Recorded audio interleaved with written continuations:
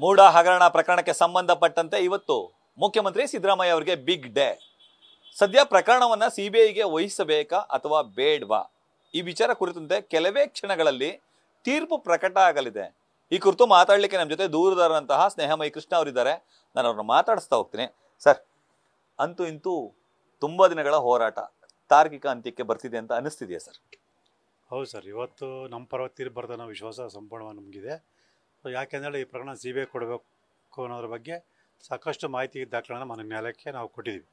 So ಅವೆಲ್ಲ ಪರಿಗಣಿಸಿ ಇಲ್ಲಿ ಬ್ರಹ್ಮಾಂಡ ಭ್ರಷ್ಟಾಚಾರ ನಡೆದ್ರಿಂದ ಮೈಸೂರು ನಗರಾಭಿವೃದ್ಧಿ ಪ್ರಾಧಿಕಾರದಲ್ಲಿ ಸೊ ಇದು ಸಿಬಿಐ ತನಿಖೆ ನಡೆಸೋದು ಸೂಕ್ತ ಅಂತೇಳಿ ಮಾನ್ಯ ನ್ಯಾಯಾಲಯ ಕೂಡ ಮನವರಿಕೆ ಮಾಡಿಕೊಂಡು ಒಂದು ಸೂಕ್ತ ಆದೇಶ ಮಾಡುತ್ತೆ ಅನ್ನೋ ಸಂಪೂರ್ಣ ಭರವಸೆ ನನಗಿದೆ.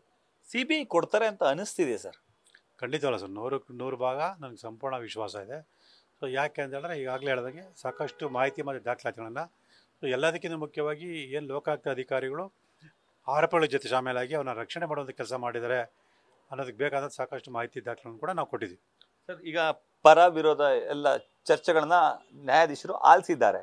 ಒಂದು ವೇಳೆ ಸಿಬಿಐಗೆ ಕೊಡ್ಲಿಲ್ಲ ಅಂದ್ರೆ ನಿಮ್ಮ ಮುಂದಿನ ಹೋರಾಟ ಏನಿರುತ್ತೆ ಸರ್? ಕಾನೂನು ಮುಂದುವರಿತೀವಿ ಸರ್. ಈಗ ಮಾನ್ಯ ಸರ್ವೋಚ್ಚ ನ್ಯಾಯಾಲಯದಲ್ಲಿ ಮೇಲ್ಮನವಿ ಸಲ್ಲಿಸಿ ಸೊ ಅಲ್ಲಿ ಒಂದು ಪ್ರಯತ್ನ ಪಡ್ತೀವಿ. ಯಾಕೆ ಕೊಡಬೇಕು ಅಂತೇಳಿ ಪ್ರಬಲವಾಗಿ ನೀವು ವಾದ ಮಾಡಿದ್ರಿ ಸರ್? ಸರ್, ಇಲ್ಲಿ ಸಾವಿರಾರು ಕೋಟಿ ರೂಪಾಯಿಗಳ ಸಾವಿರಾರು ನಿವೇಶಗಳ ಅಕ್ರಮ ವ್ಯವಹಾರ ನಡೆದ್ರಿಂದ ಮತ್ತು ಸ್ವತಃ ಮುಖ್ಯಮಂತ್ರಿ ಸಿದ್ದರಾಮಯ್ಯ ಇದು ಮೊದಲನೇ ಆರೋಪಿ ಆಗಿರೋದ್ರಿಂದ ಅವ್ರ ಕೈ ಕೆಳಗೆ ಕೆಲಸ ಮಾಡುವಂಥ ಅಂದರೆ ಅಧಿಕಾರಿಗಳು ಅವರ ವಿರುದ್ಧ ನಿಷ್ಪಕ್ಷ ತನಿಖೆ ನಡೆಸಿ ಅವರ ವಿರುದ್ಧ ದೋಷಾರೋಪಣಾ ಪತ್ರ ಸಲ್ಲಿಸ್ತಾರೆ ಅನ್ನೋದು ನಿರೀಕ್ಷೆ ಮಾಡೋಕ್ಕೆ ಸಾಧ್ಯ ಇಲ್ಲ. ಮತ್ತು ಅದು ಎಲ್ಲದಕ್ಕಿಂತ ಮುಖ್ಯವಾಗಿ ಇವರು ಲೋಕಾಯುಕ್ತ ಅಧಿಕಾರಿಗಳು ಆರೋಪಣ ರಕ್ಷಣೆ ಮಾಡುವಂಥ ಕೆಲಸಗಳು ಮಾಡಿದ್ದಾರೆ ಅನ್ನೋದಕ್ಕೆ ಬೇಕಾದ ದಾಖಲೆಗಳನ್ನು ಕೂಡ ನಮ್ಮ ಮಾನ್ಯ ನ್ಯಾಯಾಲಯಕ್ಕೆ ಕೊಟ್ಟಿದ್ದೀವಿ. ಸೊ ಎಲ್ಲದಕ್ಕಿಂತ ಮುಖ್ಯವಾಗಿ ಸಿದ್ದರಾಮಯ್ಯರನ್ನ ವಿಚಾರಣೆ ಮಾಡೋಂಥ ಸಂದರ್ಭವನ್ನು ಕೂಡ ಇಲ್ಲಿ ಪರಿಗಣಿಸಬೇಕಾಗತ್ತೆ. ಸೊ ವಿಚಾರಣೆ ಸಮಯವನ್ನು ನಿಗದಿ ಮಾಡೋದು ತನಿಖಾಧಿಕಾರಿ, ಅವ್ರು ವಾಪಸ್ ಹೋಗುವಂಥ ಸಮಯ ನಿಗದಿ ಮಾಡೋದು ಸ್ವತಃ ಆರೋಪಿಯಾದ ಸಿದ್ದರಾಮಯ್ಯವರು. ಸೊ ಇವೆಲ್ಲವನ್ನೂ ಕೂಡ ಮಾನ್ಯ ನ್ಯಾಯಾಲಯ ಗಮನಕ್ಕೆ ನಾವು ತಂದಿದ್ದೀವಿ. ನಿಮ್ಮ ಹೋರಾಟಕ್ಕೆ ಜಯ ಸಿಗುತ್ತೆ ಅನ್ನೋ ವಿಶ್ವಾಸ ನಿಮಗಿದೆ? ಖಂಡಿತವಲ್ಲ ಸರ್, ಈಗಾಗಲೇ ಸಾಕಷ್ಟು ವಿಚಾರದಲ್ಲಿ ನಾನು ಜಯವನ್ನು ಗಳಿಸಿದೆ. ಈ ವಿಚಾರ ಕೂಡ ಜಯ ಸಿಗುತ್ತೆ ಅನ್ನೋ ಸಂಪೂರ್ಣ ವಿಶ್ವಾಸ ನನಗಿದೆ. ಸಿಬಿಐಗೆ ವಹಿಸಿದ್ರೆ ಮುಂದೇನು ಸರ್ ಅಂದರೆ ನಿಮ್ಮ ಹೋರಾಟ? ಅದೇ ಕಾನೂನಾತ್ಮಕ ಮುಂದಿನ ಹೋರಾಟ ನಡೀತದೆ ಸರ್.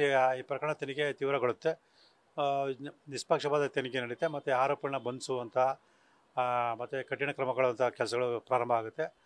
ಮತ್ತು ಎಲ್ಲದಕ್ಕಿಂತ ಮುಖ್ಯವಾಗಿ ಸಾಕಷ್ಟು ರಾಜಕೀಯವಾಗಿ ಚರ್ಚೆಗಳು ನಡೆದು ನೈತಿಕ ಹೊಣೆಯನ್ನು ಹೊತ್ತು ಸೊ ಮುಖ್ಯಮಂತ್ರಿಯವರಿಗೆ ಮುಖ್ಯಮಂತ್ರಿ ಸ್ಥಾನದಿಂದ ಸಿದ್ದರಾಮಯ್ಯ ಇಳಿಸುವಂಥ ಪ್ರಕ್ರಿಯೆಗಳು ಅವರ ಒಂದು ಪಕ್ಷದಲ್ಲಿ ನಡೆಯುತ್ತೆ ಅನ್ನೋ ಒಂದು ನಿರೀಕ್ಷಣೆ ಕೂಡ ನನಗಿದೆ. ಸಿಬಿಐಗೆ ವಹಿಸಿದ್ರೆ ಸಿದ್ದರಾಮಯ್ಯ ಅವರಿಗೆ ಸಂಕಷ್ಟ ಎದುರಾಗುತ್ತೆ ಅಂತ ಹೇಳ್ತಿದ್ರಿ? ಹೌದು ಸರ್, ಸಿದ್ದರಾಮಯ್ಯರಿಗೆ ಅಷ್ಟೇ ಅಲ್ಲ, ಈ 50-50 ಅನುಪಾತದಲ್ಲಿ ಯಾರು ತಪ್ಪು ಮಾಡಿದ್ರೆ ಎಲ್ಲರೂ ಕೂಡ ಸಂಕಷ್ಟ ಎದುರಾಗುತ್ತೆ, ಎಲ್ಲರೂ ಕೂಡ ಶಿಕ್ಷೆ ಆಗುತ್ತೆ ಸಾಧ್ಯತೆ ಇದ್ದೇ ಇದೆ. ಅಂದರೆ ಸಿಬಿಐಗೆ ವಹಿಸಿದ್ರೆ ಮುಂದಿನ ದಿನಗಳಲ್ಲಿ ಬೇರೆ ತಿರುವು ಪಡೆದುಕೊಳ್ತದೆ ಅಂತ ವಿಶ್ವಾಸ ವ್ಯಕ್ತಪಡಿಸಿದ್ವಿ. ಹೌದು ಸರ್, ನಿಜಾಲು ಅದು ಈ ಒಂದು ತನಿಖಾ ಪ್ರಕ್ರಿಯೆನೇ ಬದಲಾವಣೆ ಆಗುತ್ತೆ, ಸಾಕಷ್ಟು ಬೆಳವಣಿಗೆ ಅನ್ನೋ ವಿಶ್ವಾಸ ಇದೆ. Thank you sir. ಇದಿಷ್ಟು ದೂರದಾರರಂತಹ ಸ್ನೇಹಮಯಿ ಕೃಷ್ಣ ಅವರ ಮಾತುಗಳು. ಕೆಲವೇ ಕ್ಷಣಗಳಲ್ಲಿ ತೀರ್ಪು ಪ್ರಕಟ ಆಗಲಿದೆ. ಆ ತೀರ್ಪು ಸಿಬಿಐಗೆ ವಹಿಸಬೇಕು ಅಂತೇಳಿ ಬರುತ್ತೆ. ಮುಂದಿನ ದಿನಗಳಲ್ಲಿ ಈ ಪ್ರಕರಣ ಬೇರೆ ದಿಕ್ಕನ್ನು ತೆಗೆದುಕೊಳ್ಳುತ್ತೆ ಅನ್ನೋ ವಿಶ್ವಾಸದ ಮಾತುಗಳನ್ನು ಹೇಳ್ತಾರೆ. ಕ್ಯಾಮ್ರಾಮನ್ ವಿನಯ್ ಜೊತೆ Ravi Pandavapura, news first, Mysuru. News first, ನಿರ್ಭೀತಿಯಿಂದ ನಿಮ್ಮ ಪರವಾಗಿ.